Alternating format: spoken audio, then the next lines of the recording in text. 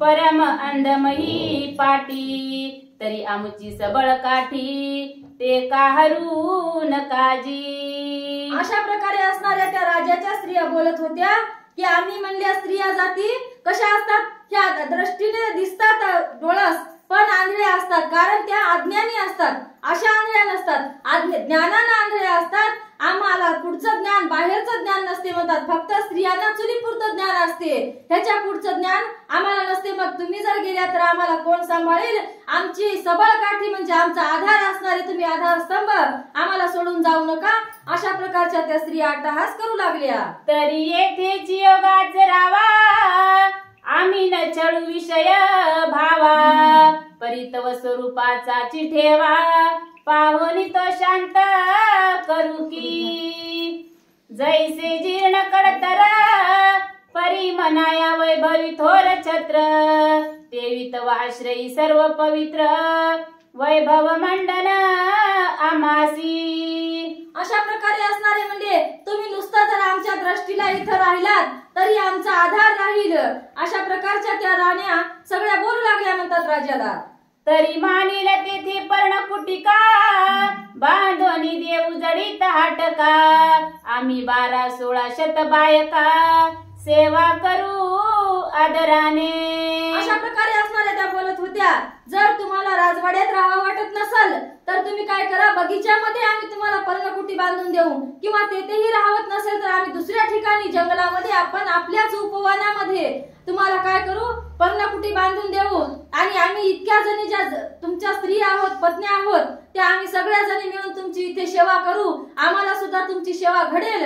अशा प्रकारच्या त्या आपल्या पतीला बोलू लागल्या म्हणतात। सुवर्ण शिंगी देऊ मडवून, आणि रत्नबिकी शैल्य परिधानून, कनकचिरी कंथा घालून, सुख संपन्न भोगावे। अशा प्रकारे असणारे म्हणजे काय करू नका, ही शैली सारंगी कंथा ही घेऊ नका, म्हणजे आपण काय करू, राजा वैभवाने ज्या मडलेल्या असतात अस्त्र ते तुम्हाला देऊ म्हणजे वस्त्र, ह्या तुमच्या माळा भूषण सगळे पण राजवैभवाने सुवर्णाने रत्नजडित केलेले देऊ। अशा प्रकारच्या त्या बोलू लागल्या। मुक्त रत्ने हिरे मालिका, संगीत करोनी हाटकी देख, त्या ते भूषण मुद्रा अलौकिक, सुख संपन्न भोगावे। अशा ह्या रुद्राक्षाच्या मुद्रा घालू नका म्हणले कानामध्ये, तुम्हाला काय करून देऊ म्हणले आम्ही की सोन्याच्या ज्यामध्ये मुक्त मोती असले पाहिजे, जो की तुम्ही संसारामध्ये राहून आपल्या संसारातून मुक्त करणारे मोती ते तुमच्या मुद्रेमध्ये घालू, आम्ही तुम्हाला आमच्या विषयामध्ये गुंतवणार नाहीत। अशा प्रकारचे सुद्धा आम्ही तुम्हाला हार देऊ। अशा प्रकारच्या त्या राण्या आपल्या राजाला विनवू लागल्या म्हणतात। कनकचिर तेज विपुल, शैले शाली शाला दुशाल, स्वीकारा सांडोनी मृग छाल, हे सुख संपन्न भोगावे। अशा प्रकारे असणाऱ्या त्या सांगत होत्या की भरजरी वस्त्र आणि ह्या तुम्हाला ज्या महाराजांनी भगवे वस्त्र दिलेले आहेत जालिंद्रनाथाने, हे सोडा आणि आपल्या राजवैभवाचे भरजरी वस्त्र तुम्ही घ्या आणि आपल्याच उपवनामध्ये राहा। अशा प्रकारच्या त्या बोलू लागल्या। लोडती वासी मंचक सुगम, गादी तोषकाती गुल्म, तरी भस्म सनिधी करुण, हे सुख संपन्न भोगावे। अशा प्रकारचे म्हणजे हे भस्म लावण्याची गरज नाही, आपल्याच राज्यातलं चंदन लावा, हे भस्म तुम्ही लावू नका, पण इथून आम्हाला सोडून जाऊ नका। अशा प्रकारच्या त्या बोलू लागल्या।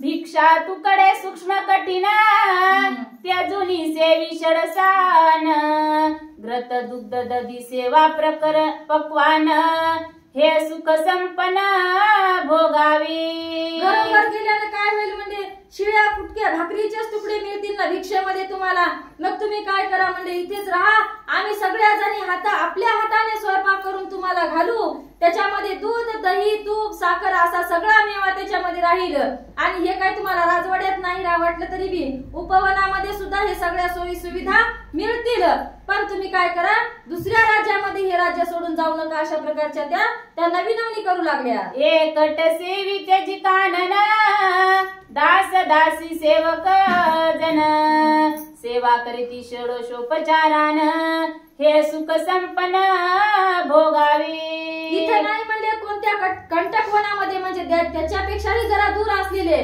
पण आपल्या सीमेच्या आतले वन याच्या तिथं नेऊ आणि आपल्या राज्यातले सगळे सेवक सेविका दास दासी नेऊ आणि त्यांच्या हाताने तुमची सेवा करू अशा प्रकारच्या त्या बोलू लागल्या. पण तुम्ही काय करा हेच सुख भोगा अशा प्रकारच्या त्या वारंवार विनंती करू लागल्या म्हणतात. चुवा चंदन अग्रजा सुवास मार्जन करू तव देहास तरी धिकारून इत्रनासनास हे सुख संपन्न भोगावी. अशा प्रकारे असणारे म्हणजे तुम्हाला दुसऱ्या तणकटाची कशा दुसऱ्या खाली बसण्याची सवय नाही. म्हणजे तुम्हाला काय माहित आहे गादीवर बसायचं गादीच्यावर बसायचं खुर्चीवर बसायचं हे माहित होतं म्हणतात. मग तणकटावर तुम्हाला बसा वाटेल काय. आपण काय करू म्हणजे सगळी सोयी सुविधा तिथे ठेवू आणि हे सुख तुम्ही भोगा अशा प्रकारच्या त्या बोलू लागल्या.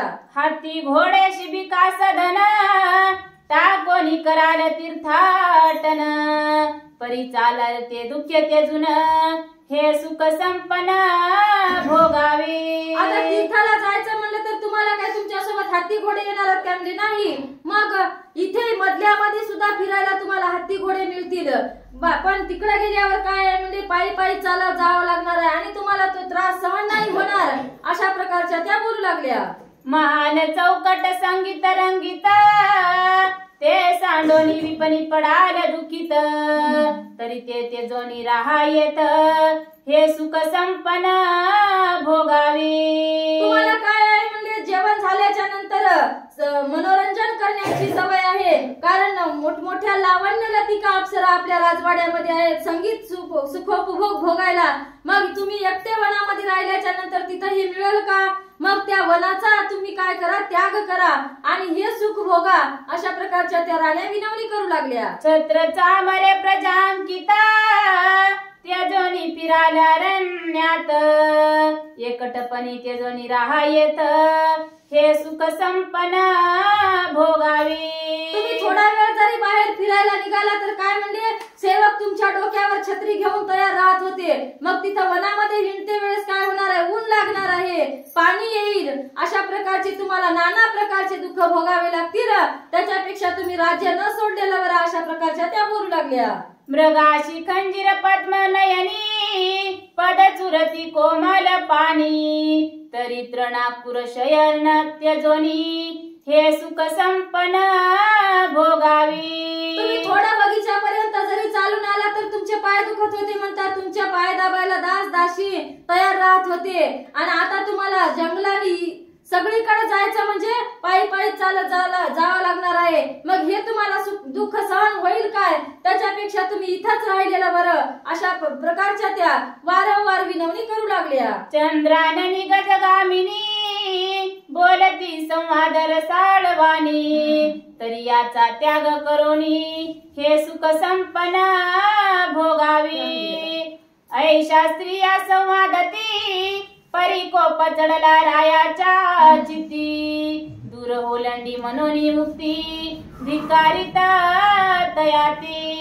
अशा प्रकारच्या त्या खूप रसाळवाणीनं खूप मधुर स्वरामध्ये बोलत होत्या कारण राजानं हे राज्य सदन सोडून जाऊ नये असं त्यांच्या मनात वाटत होतं. पण त्यांचा त्या राजापुढे काहीही एक विचार चालत नव्हता म्हणतात. त्या जवळ आल्या की याने धिकारायचं म्हणजे दूर लोटायचं आणि राजाला त्यांचा खूप राग येत होता म्हणतात अशा बोलण्याचा अशा प्रकारचं सांगत आहे. परी त्या मोह्या वेष्टोनी बोलता राया एकटे पडावे अरण्यात तुम्हा सवे बातचित कोण करील महाराजा.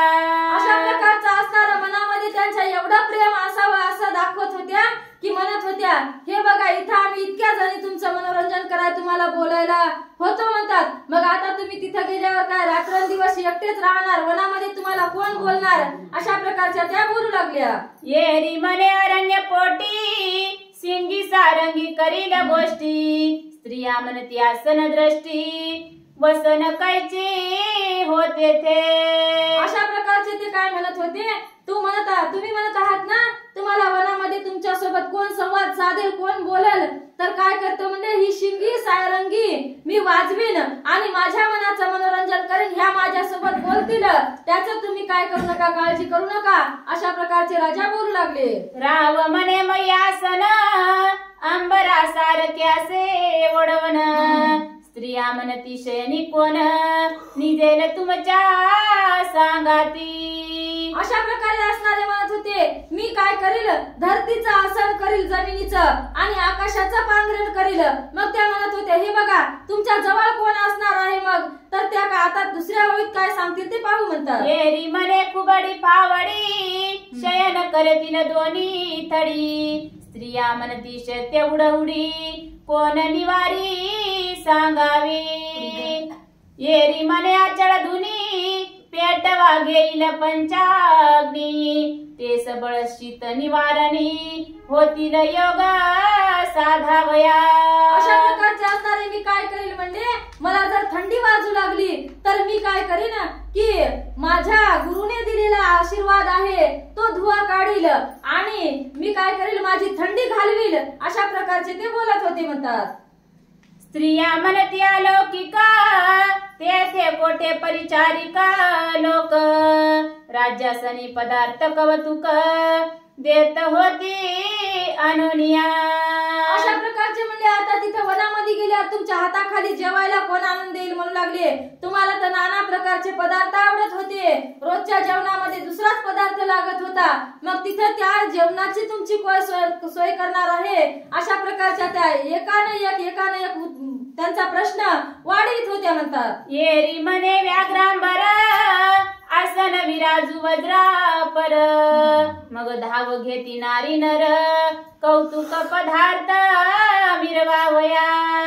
अशा प्रकारचे असणारे ते काय म्हणत होते मी काय करील म्हणले वनामध्ये व्याघ्रांबर म्हणजे वाघाचं कातड आसनाला टाकून बसेल, मग माझ्या जवळ नारी नर कोणते येतील ते सांगू लागले. स्त्रिया म्हणती मोह व्यक्त कोणती असती मायावंत, माय बाप भगिनी सुत आरण्यात कैची. अशा प्रकारे असणारे म्हणजे तिथं तुमची माया करणार कोण आहे म्हणजे मायबापासारखी, पत्न्यासारखी, लेकरा बाळासारखी माया तुमची वनामध्ये कोणाला येणार आहे. अशा प्रकारच्या त्या उत्तर कितीही सांग यानं उत्तर दिले तरी त्या प्रश्न विचारायला तयार होत होत्या म्हणतात. येरी म्हणे विश्वरूप घर घर आई घर घर बाप, इष्ट मित्र भगिनी गोत रूप शिष्य साधक मिरवती. अशा प्रकारे असणारे म्हणजे एकदा विश्वामध्ये संचार केला तर घरोघर आई आणि घरोघर बाप असतात. म्हणजे जिथं भिक्षा वाढ माय म्हणलं तर ती माय होते, जोग्याला माय कोण असते, भिक्षा देणारीच माय असते. मग तिचा पती कोण, माझा बाप. अशा प्रकारचे ते बोलत होते. आणि नातेवाईक म्हणाल तर या सकळ जनामध्ये त्यांचे नातेवाईक आणि माझे नातेवाईक तेच. अशा प्रकारचे नात उत्तर देऊ लागले. स्त्रिया म्हणती षड साधी अन्न विपणी मिळतील कोटून, येरी म्हणे जी फळे सुगम षड साधी असती ती. अशा प्रकारे म्हणजे इथं तर तुम्हाला षड्रस अन्नाचं भोजन लागत होतं, किती पंचपक्वान्नाचं 56 भोग रोजच्या जेवणामध्ये असायचे म्हणल्या. मग तिथं वनामध्ये तुम्हाला 56 भोग कोण देणार, तशा प्रकारचं जेवण कोठून मिळणार. ते म्हणत होते की झाडाला फळं खूप रसाळ असतात आणि ते काय असतात 56 भोगापेक्षा चांगले असतात. अशा प्रकारचे गोपीचंद राजा ते आपल्या राणीला उत्तर देऊ लागले. स्त्रिया म्हणती वेचाया साधना विपिनी मिळेल जी कोटून, येरी म्हणे ब्रह्मरूपाने घेऊ देऊ व्यवहारासी. अशा प्रकारे असणारे म्हणजे तुम्हाला जर दुसऱ्या कोणत्या गोष्टीची उणीव लागली, कोणतं साधन नाही मिळालं, इथं तर तुम्हाला सगळे लागत होतं म्हणजे मग तिथं कुठून मिळणार आहे. अशा प्रकारचं बोलल्यानं म्हणत होते की आम्ही काय करील, ब्रह्मरूपाने ते साधन मागून घेईल. अशा प्रकारचे गोपीचंद राजा आपल्या राणीला बोलू लागले म्हणतात. स्त्रिया म्हणती फाटल्या कौपिना पुन्हा मिळेल ती कोटून, येरू म्हणे इंद्रदिय दमन विषयी कासोटी घालू की. स्त्रिया म्हणती फाटल्या कंथा ते कोठोनी मिळेल जी समर्था, येरू म्हणे योग आचरता दिव्य कंथा होईल. अशा प्रकारे असणारे म्हणजे तुमची तुमची कौपीन फाटली, कंथा फाटली तर तुम्हाला कोण देईल? मग ते काय म्हणतात, जर माणसाच्या मनातून योग आचरण केलं, गुरुचं ध्यान केलं, तर ते गुरुला काय असते त्याची काळजी गुरु करतो, म्हणजे आपल्याला घ्यायची गरज नाही, ते आपोआप माझ्या जवळ येईल. अशा प्रकारचे गोपीचंद राजा आपल्या पत्नीला सांगू लागले. स्त्रिया म्हणती सिंगी सारंगी, फुटून गेली या प्रसंगी, मग गोष्टी करावया चितरंगी, कोण आहे तुम्हापासी? अशा प्रकारचे असणारे म्हणजे त्यांनी पुन्हा प्रश्न केला, तुमची जर शिंगी सारंगी फुटली तर तुम्हाला संगीत साथ कोण देणार, म्हणजे तुम्हाला बोलणार कोण, तुमचं मनोरंजन कोण करणार? अशा प्रकारच्या त्या पुन्हा प्रश्न विचारू लागल्या. येरी मने सगुण निर्गुण, शिंगी सारंगी असती दोन, आगमा निगमाचे तंतू होऊन, सुख संवाद करीन मी. अशा प्रकारे असणारे म्हणत होते, सगुण आणि निर्गुण या दोन तत्वाच्या काय करील मी, शिंगी आणि सारंगी करीन, आणि त्याला आगम आणि निगमाचे मनी लावील. अशा प्रकारचे ते गोपीचंद राजा आपल्या पत्नीला सांगू लागले. स्त्रिया म्हणती कुबडी फावडी, जीर्ण झाली या लागती देश धडी, मग सुख शयनी निद्रा पहुडी, कोण संगीन करीन जी?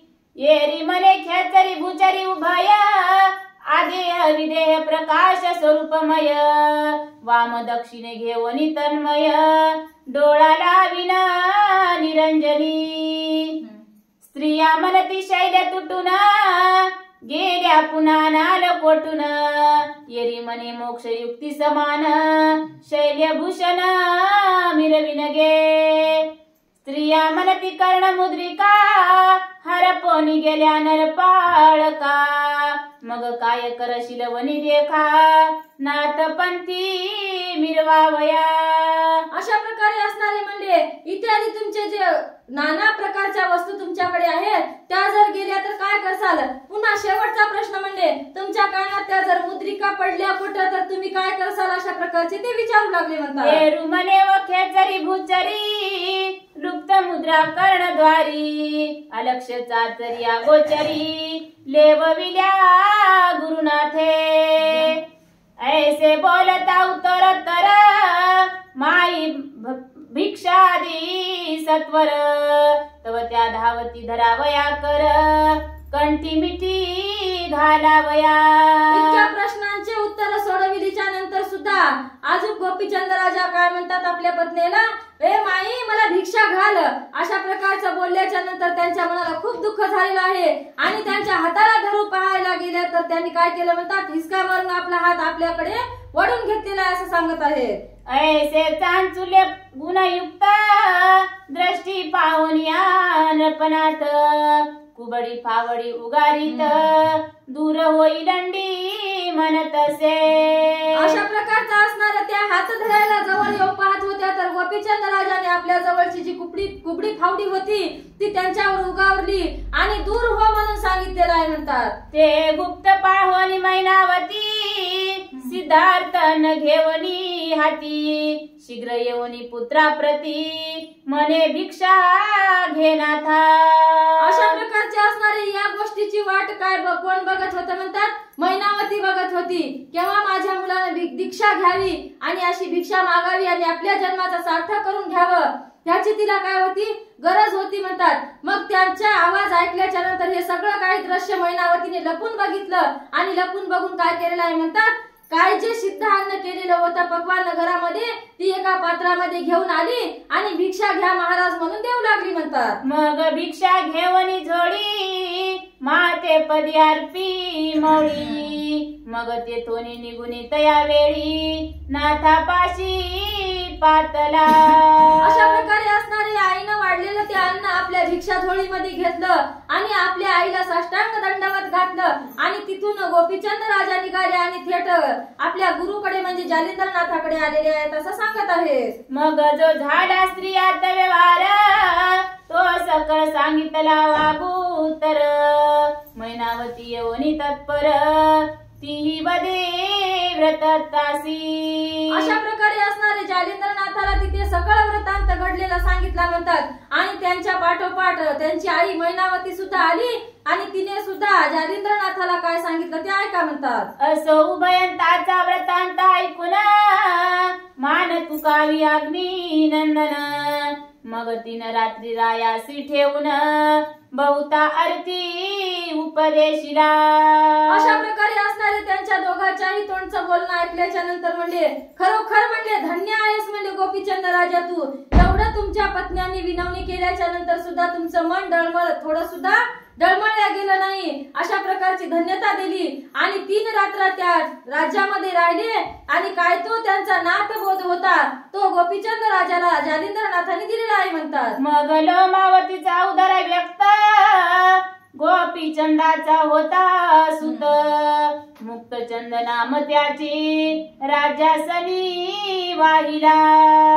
अशा प्रकारे असणारे म्हणतात लुमावतीला एक पुत्र होता आणि त्या पुत्राला राजगादीवर बसविणार आणि त्याचं नाव काय होतं तर मुक्तचंद असं नाव होतं म्हणतात. सोय जालिंदर कौतुक राजपटी केला अभिषेक.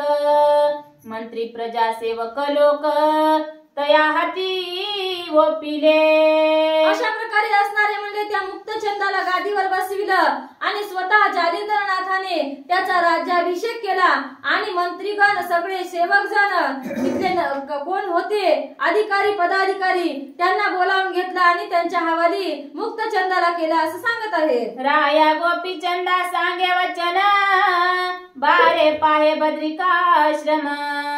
बद्री केदारा लागी नमुन तपा लागी तू बैसे का.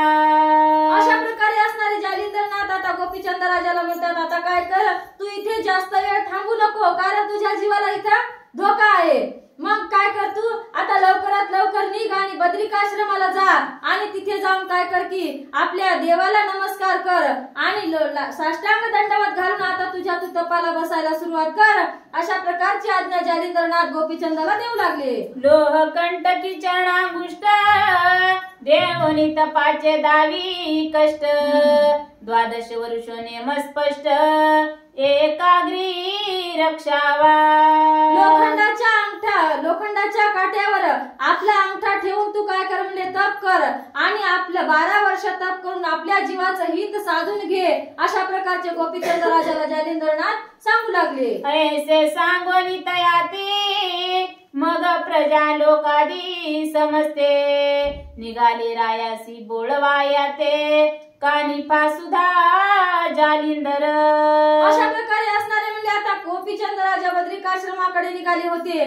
त्यांना त्यांची पाठवणी करायला तिथले मंत्रीगण सेवकजन नगरवासी आणि त्यांच्या स्त्रिया सुद्धा असतील मैनावती कानिपनाथ जालिंद्रनाथ यांनी काय केलं म्हणजे त्यांची नगराच्या बाहेर काढून बोलवण केल्याचं सांगत आहेत. परी प्रजेचे लोक शोक करीती राया गोपीचंदाचे गुण आठविती. नेत्री ढाळून अश्रुपाती रुदन करीती अट्टहासी. अशा प्रकारे असणारे इतके दिवस दीक्षा घेतलेली होती पण राजा कुठे होता नगरातच होता. पण आता राजा आता नगर सोडून सुद्धा बाहेर जाणार आहे. या दुःखाने लोक खूप रडत होती खूप अट्टहास करत होती. राजाचे गुण गात होती म्हणतात आमचा राजा किती चांगला होता. अशा प्रकारचे सगळ्यांच्या मनातून राजाची वाणी ऐकायला मिळत होती म्हणतात. म्हणती आ सांगो काही नवे होती आमची आई. पक्षाखाली सकळमयी संबोधितसी महाराजा. अशा प्रकारचं काय म्हणत होते तिथले सगळे प्रजाजन.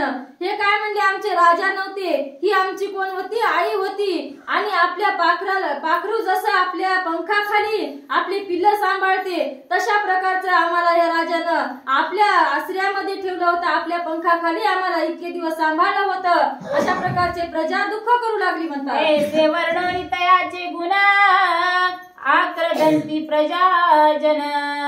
परी आता पुरे करा विघ्न शोक मादार खोचला. अशा प्रकारचे असणारे म्हणजे अशा प्रकारे आमचं राजा काय करत होता पालन करत होता पण आता काय झालेला आहे तो राजाच आम्हाला सोडून जात आहे. अशा प्रकारचा शोक ते प्रजाजन करू लागले म्हणतात. तृण पाषाणादी तरु पक्षी जात पशु जाती अपारू. रायान रपा करिता समग्र शोकाकुलित मिरवले. मग एक कोस बोळवून समस्त आणले अग्नी नंदने जेथील तेथे संभोकून आश्वासित सकळासी। अशा प्रकारे असणारे म्हणजे आता राजा नगराच्या बाहेर गेल्याच्या नंतर काय केलेलं आहे, जालिंद्रनाथाने सगळ्यांना नगरामध्ये घेऊन आले, ज्याच्या त्याच्या घरी सगळ्याला सोडलं आणि सांगत होते, हे बघा त्यांनी काय केलेलं आहे, नाथ दीक्षा घेतली, आपल्या जीवाचं सार्थक करून घेतलेलं आहे, असं अशा प्रकारे सगळ्या प्रजाजनांचं जालिंद्रनाथ समाधान करू लागले म्हणतात। परी राया जाता ठाई ठाई धावोनी पाती उंच मही मनती सोडोनी गेली साई कधी भेटसी माघारा। अशा प्रकारे असणारे राजा काय करत होते, चालत चालत जात होते, पण या प्रजाजनांना त्यांना पाहावंसं वाटत होतं म्हणून ते काय करत होते, आपल्या छतावर जायचे, जिथून राजा दिसतील अशा ठिकाणी जायचे, पाहायचे आणि काय म्हणायचे, आमच्या सगळ्या जनाची आई जात आहे, माता ही आम्हाला केव्हा परतून भेटेल, अशा प्रकारचे बोलून दुःख व्यक्त करत होते म्हणतात। घडी घडी दृष्टी ऊर्ध्व करुण पाती रायाची वदन कोणी मागे जाती धावून वदन पाहोनी येताती। अशा प्रकारे असणारे म्हणजे कोणी वर जात होतं, कोणी पायवरी करून असं उभं राहायचं आणि बघायचं राजा दिसतात का, किंवा कोणी पाठीमागे जाऊन त्यांच्या जवळ गेले, पुन्हा त्यांच्या मुखचंद्र पाहिला, विलोकला आणि पुन्हा पाठीमागे आले, अशा प्रकारचं दुःख राजा गेल्याच्या नंतर या नगरातल्या लोकांना होऊ लागलं म्हणतात। ऐसा राजा जाता दोन कोस मग सकळ मिरवले एक निराश मागे मागे उलटोनी संभारास ग्रामा माझी संचरले। असे जात जात असताना राजा एक दोन कोस ओलांडले म्हणतात, पण आता काय झालेलं आहे, जितके जे लोक त्यांना बघायला गेले होते, कोणते वरी जाऊन बसले होते, राजा दिसतील का, अशा प्रकारचे ते सगळे आपापल्या ठिकाणी आता आलेले आहेत म्हणतात। राज सदनीय ओली समस्त सकळ बैसले दिनवंत जैसे शरीर प्राण रहित एक सरा मिरवले।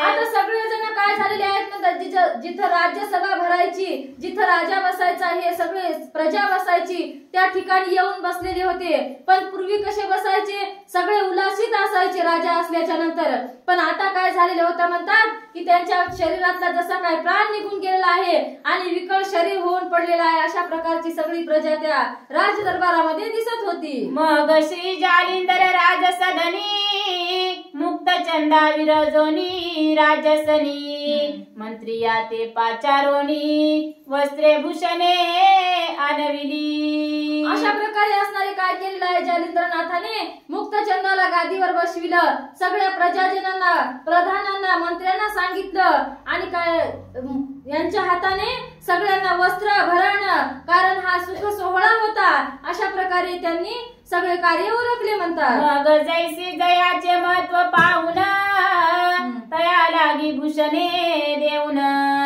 प्रेमे गौरवनी प्रजाजन बोळविले स्वस्थाना। जसं ज्याचं पद होतं तशा प्रकारचं त्यांना बक्षीस देण्यात आलं, असं जालिंद्रनाथाने त्यांची सगळी बक्षिसांची वाटप केली, सगळे प्रजाजन सुखी केले, अशा प्रकारचं सांगत आहेत। या उपरी अंतपुरी जाऊन सर्व स्त्रियाचे केले समाधान मैनावतीचे करी ओपून समाधानी मिरविले। अशा प्रकारे असणारे सभेचं समाधान केल्याच्या नंतर ते काय झाले म्हणतात, अंतपुरात म्हणजे प्रत्येक राणीच्या महालामध्ये गेले, प्रत्येक राणीला बोध केला आणि त्यांचं समाधान केलं आणि मैनावतीच्या हवाली केलं। मैनावतीला सांगितलं की तू काय कर, आता या सगळ्या राण्यांचा तू सांभाळ कर, अशा प्रकारची आज्ञा मैनावतीला जालिंद्रनाथाने दिलेली आहे म्हणतात। मुक्त चंद व पोनितीची करी मने हा गोपी चंदाची माली हा शिलार्थ तयचे परी मनोरथ पुरविला तुमचे।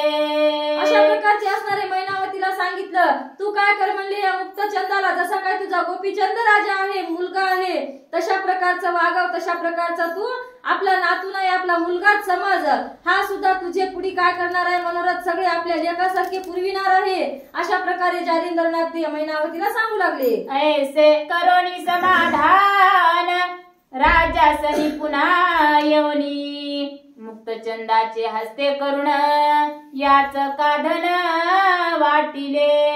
अशा प्रकारे असणारे सगळ्या राण्यांचं मैनावतीचं सगळ्या सेवक जणांचं समाधान केलं आणि राजदरबारामध्ये आले आणि मुक्तचंदाला सांगितलं, काय कर, तुझ्या हाताने तू याचकांना दान दे आणि तुझ्या हाताने काय कर, दान वाटप कर. अशा प्रकारचं मुक्तचंदाला जालिंदरनाथ सांगू लागले. जालिंदर कानी फाकटका सहित षण्मास राहिले पट्टनात.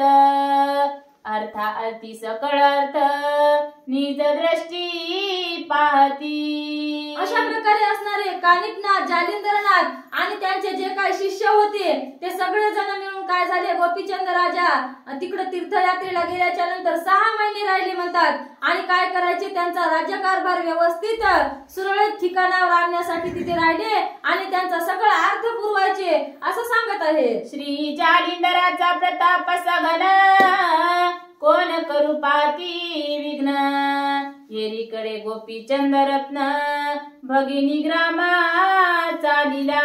अशा प्रकारचे असणारे म्हणजे तिलक नाही, मुक्तचंद राजा म्हणजे छोटा बाळ होतं पण राज्यकारभार करीत होता आणि काय होतं त्याच्या मदतीला जालिंदरनाथ होते. मग यांचा नाश कोणी करणार होतं का, कोणत्या राजाला कोणती धाड घालायची होती का, म्हणतात वाव नव्हती. असं राज्य चालवित असताना आता इकडे काय झालेलं आहे, कथेला वळण दुसरं लागलेलं आहे. म्हणतात आता गोपीचंद राजा आपल्या बहिणीच्या राज्याच्या जवळ आलेले आहे असं सांगत आहे. ते कथा होईला पूर्व ते पुढील अध्याय ऐका सर्व. अवधान पात्री घन भाव कथा स्वीकारा श्रोते हो. अशा प्रकारची ही गोपीचंद राजाच्या बहिणीची कथा म्हणजे आता काय आहे पुढच्या अध्यायामध्ये आहे. पण सगळ्या श्रोत्यांनी अवधान देऊन यायचं, अवधान देऊन ऐकायचं अशा प्रकारचं कवी सांगत आहे. नरहरिवंशी धुंडी सुत मालू संताचा चरणागत. तयाचे रसने सधरुणी हेत अवधान पात्री मिरवावे. स्वस्ती श्री भक्ती कथा सार समंत गोरक्ष काव्य किमयागार. सदा परिसोत भाविक चतुर सप्तदशाध्याय गोडहा. अध्याय 17 ओव्या 197.